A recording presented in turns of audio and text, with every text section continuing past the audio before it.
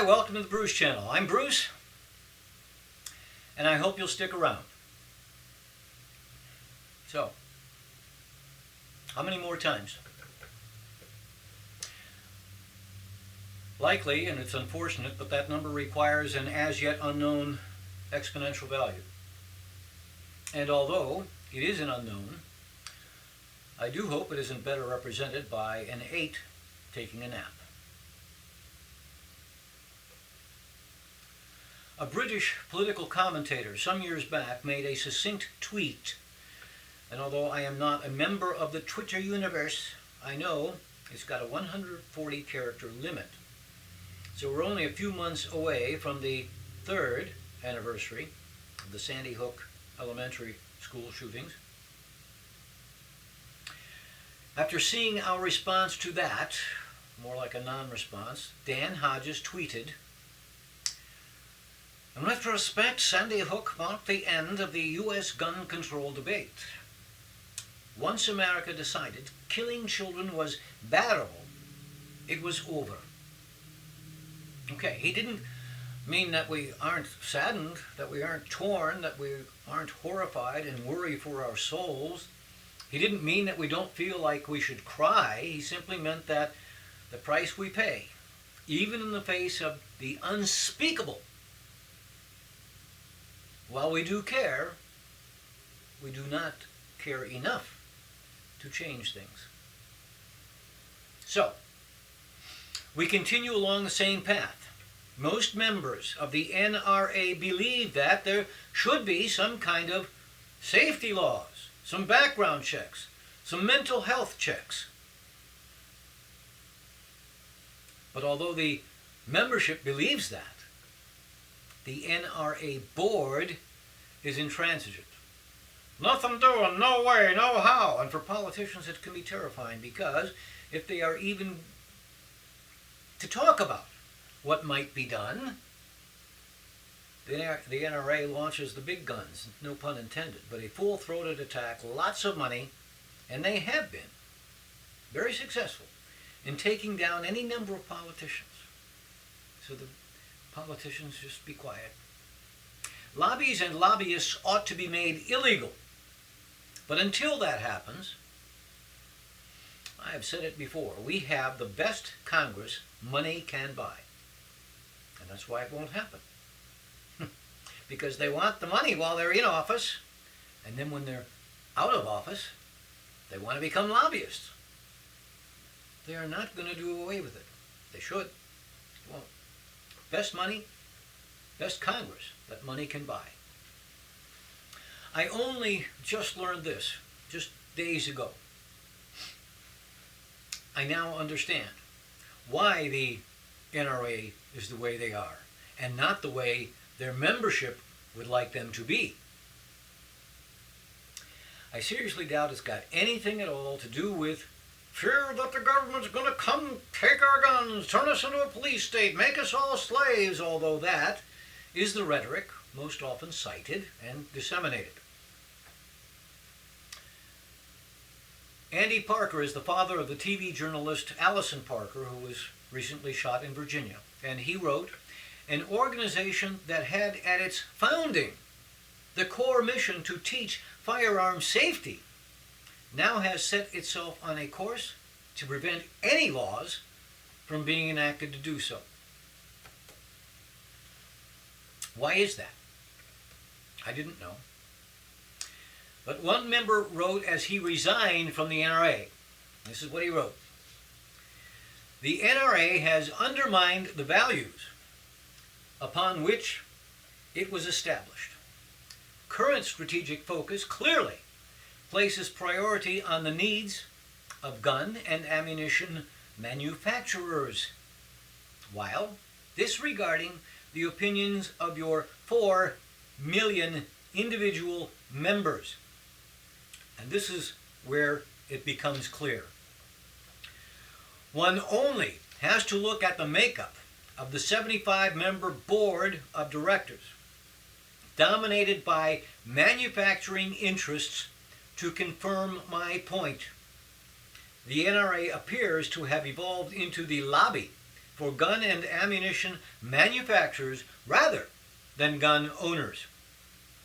It disturbs me greatly to see this rigid new direction of the NRA. I am simply unable to comprehend how assault weapons and large capacity magazines have a role in your vision. Signed by Adolphus Bush IV. Yeah, he knows lots of people, including manufacturers. That Mr. Bush is of Anheuser-Busch. Returning to Mr. Parker, he wrote, I know, it's commonly said there's nothing we can do.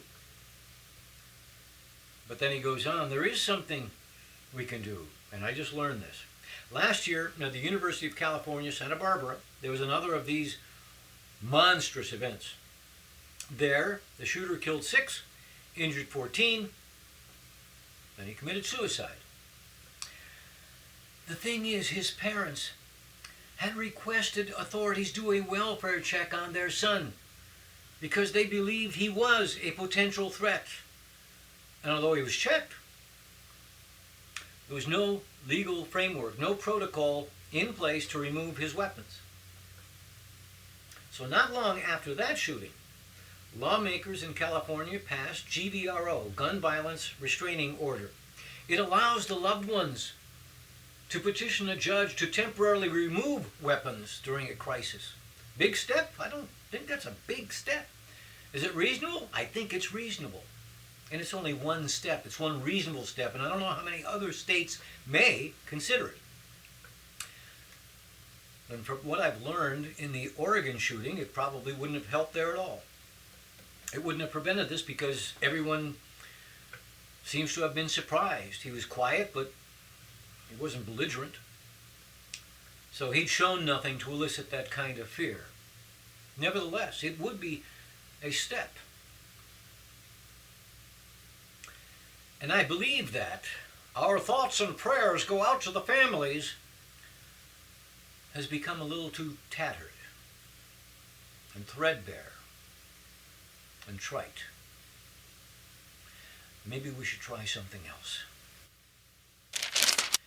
All right, earlier I invited you to stick around, and I'm actually hoping that I can stick around because as I'm shooting this, although it appears the hurricane will in fact stay out over the water as it's heading by our coast on Sunday afternoon, certainly can't be guaranteed. And even if it doesn't make landfall here, we've been in what will end up sometime tomorrow, on Monday, October the 5th, as 12 consecutive days of rain. Not every day was hard rain, but some were very hard. No sun, no stars, certainly no blood moon eclipse. And like some other states in the east, the ground is now saturated, and we've got flooding. This is footage from here in High Point. And this is from the county north of here, the one that borders Virginia that I spoke of. I think this footage is of a golf course that I have played on. So, if we get a lot of wind, and even without near proximity to Joaquin, we're going to be windy. And with the ground saturated and leaves still on the trees, that makes for extra weight. Some trees could easily topple. My house has large oak trees, one in front and one in back. In fact, the one in front isn't large. It's enormous. It was probably growing when Jefferson Davis went by here. That's 150 years ago. So I will indeed try to stick around. I just may be wearing a hard hat. Oh, and this year we were officially designated exceptionally dry, another year of drought. In the 10 years I've lived here, I can think of only one that we weren't at least exceptionally dry. And now we're going to end the year with a surplus. It happened 3 years ago, too. Lots of rain in September or October, but you know what? That doesn't do much for the growing season. Anyway, at press time, the governor has already declared us to be in a state of emergency because nothing about Joaquin's path is certain. It may stay out to sea. Hopefully, it will In fact, I hope it stays far enough to miss New Jersey and New York and Massachusetts and Canada too. Nobody needs this. Oh. And although he did not issue a BAMA, a bread and milk alert, my friend, broadcaster Mark Childry, nevertheless has documented that indeed he might as well have, because the bread shelves are again depleted. And that picture was only taken on Thursday. All right, I found a very useful website, or it may be completely useless. And which of those depends on whether or not you stream Netflix. If you do, you know that sometimes they add new movies every month, and they add shows every month. Less noticeable is when they pull some back. Not that it's a big deal. Years ago I saw The Exorcist, and it's a big splashy movie at the time, and I've noticed over the last several months that Netflix had it streaming. I'd seen it, been a long time. I might have watched it, but there was no urgency, except I now notice that it's gone as of October 1st. It was on October 1st when I discovered this site, so too late for me to have watched The Exorcist. However, I think I'll be checking this site probably around October 20th. And if I discover there's something I still want to see and it's going to leave at the end of the month, I'll have been forewarned. The URL is too complex to even just put up, certainly to say, but I will just say this: digitaltrends.com, Google that, as well as what's new on Netflix. Put the two into one Google, pull it up, and you'll find out what's coming next month and what's leaving next month. And I think that's pretty useful. All right, I'm sure you know that Congress's popularity continues to reside at or near all-time lows. And this week, we had another reason. We were threatened with another government shutdown. Okay. As mentioned last week, outgoing Speaker of the House, John Boehner, tendered his resignation, effective at the end of this month. Now, the speculation then was that he did so he could then shepherd a budget through. They did. Except this one only goes till December 13th, so it will expire in just a few more months.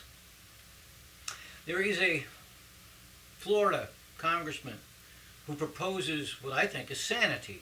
His name is Alan Grace, and he represents Florida's 9th district. He introduced H.R. 1776. How's that for irony? And it's called the Shutdowns Bill. Its premise is simple.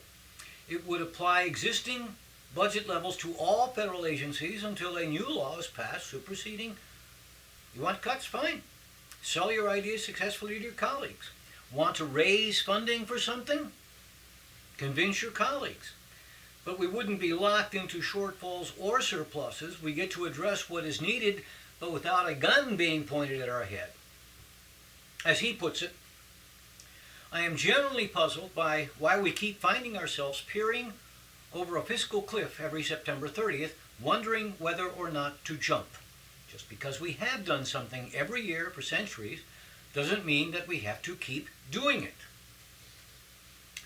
That's too logical. It's too simple.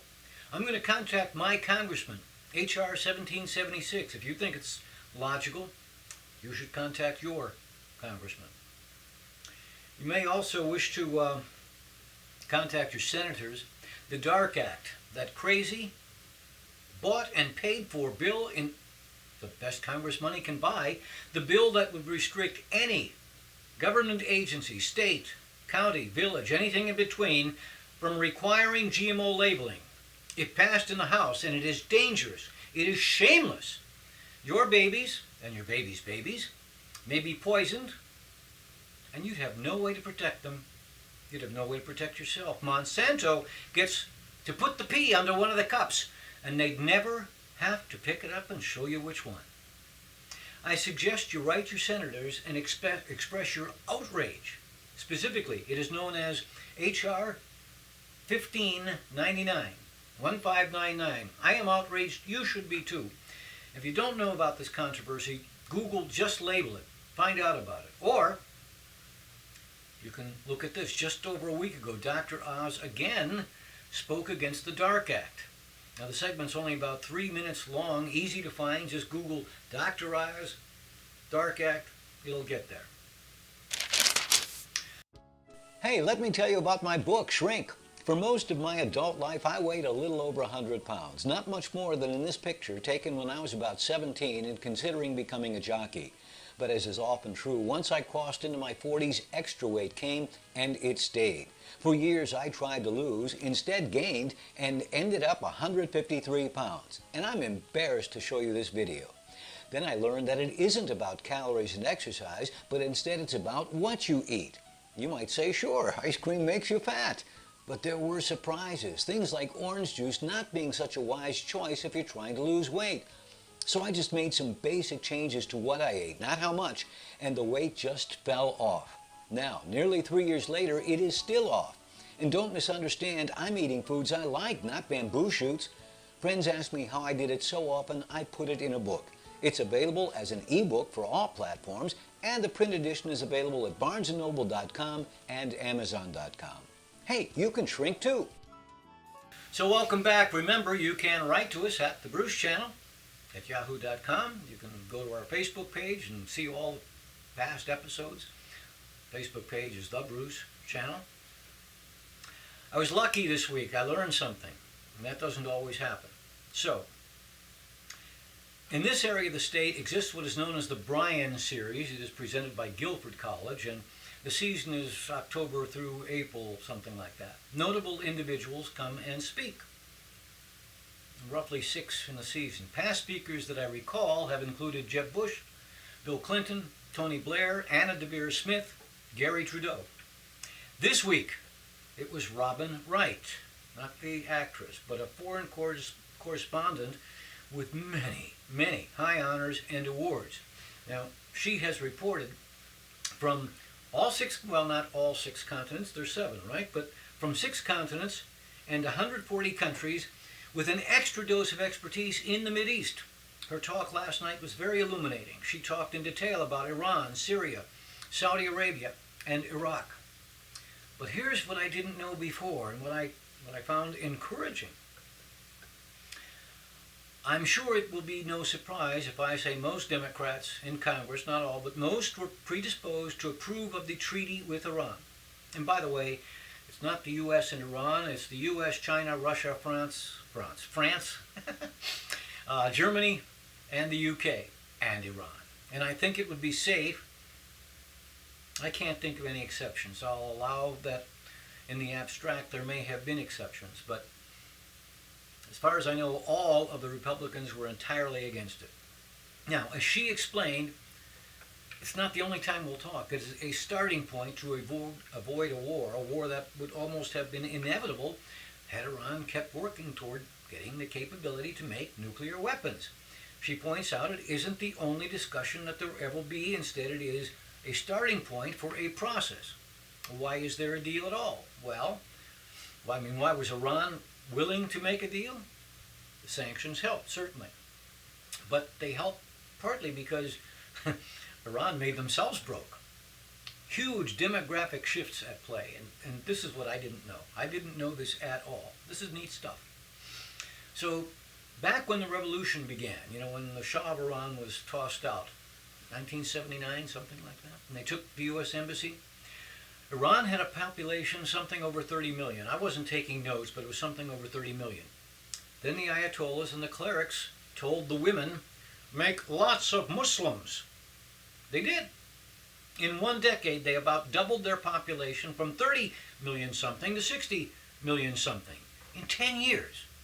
And then it dawned on them that they didn't have enough food, they didn't have housing, they didn't have jobs, they didn't have schools. These kids were going to grow up. And in the time since then, there is now more diversity in the culture. It's forbidden. The clerics don't want you to have Twitter or Facebook or Instagram, but they're there and everyone's got it anyway. So the people are being exposed to more than just the official line. And there are like 100 independent satellite TV news organizations, and they can pick that up. And it's not the company line. Also, the old guard is just that, old. Over half the population is now 35 or younger. At the time of the revolution, the old way of doing things, most girls in a typical Iranian family were educated to about the 6th grade. Now, the populations of their university, 64% female. So according to Ms. Wright, it's a very fluid situation. It's very dynamic. And the population is young, and they want to be a part of the world. So it's encouraging. All right, not so much to talk about election-wise, except that Senator Bernie Sanders raised almost $25 million. The quarter just that ended. And that surprised many because it's almost as much as Hillary Clinton. And no one expected that. And what surprises me, not that I'm an expert, mainly I'm an interested observer, I've always been fascinated by politics, is how little mention former Governors Martin O'Malley and Roger Chaffee and former Senator Jim Webb have received. Combined, I don't think they get as much mention as Bobby Jindal or Lindsey Graham. And that's not much. Still no word from Vice President Joe Biden. The first Democratic debate is not this week but next, October 13th, and he may not even decide by then. There's not much new for the GOP either, except I found this, and it's really funny. It is not anti-Republican, although this one focuses on Republicans. It's satire, and there is one from 4 years ago that equally satired Mitt Romney and Barack Obama. Remember, Democrats haven't had a debate yet. Now, as a creative, I'm impressed. This takes lots of work and lots of talent and imagination. So I'm not going to show you the whole thing, just enough to wet your whistle. Governor Mike Huckabee, how was your summer? It was dope, like your pretty gelled head. Oh, thank you. I'm getting it permed. Hey, all you freaks are bozos, but who's this Mindy? Oh, an old friend, actually. She's great. Okay, you have to be joking. She pooped on the treadmill. Ooh, oh yeah, that's her.